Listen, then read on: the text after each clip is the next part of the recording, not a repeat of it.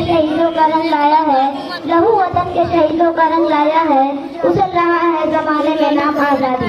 अज़ीज़ाने मिल्लत 1612 में जहांगीर के अहद हुकूमत में अंग्रेज ताजरों ने शहजाद की इजाजत से गुजरात के मशहूर और उस वक्त मुल्क के बड़े तिजारती व बंदरगाह शहर अपनी पहली कोठी कायम की।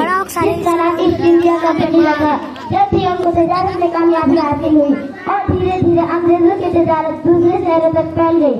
ये तजारत की गर्ज से आए थे, चुनांचे अंग्रेजों ने इतना सरमाया जमा कर लिया था कि वह तजारत के दायरे से निकलकर इक़्तिदार और हिंदुस्तान पर हुकूमत के साथ देखने लगे। सबसे पहले कंपनी ने अपनी पहली कोठियों को किलों में तब्दील किया और किलों के अंदर मजबूत मोर्चे तामीर किए और फौजी छावनियां बना ली। प्रोग्राम ने बदल उनके खतरनाक अज़ाइम और मंसूबे को भाग कर सबसे पहले श्रीरंगपट्टनम में अंग्रेजों का मजानवार मुकाबला करते ने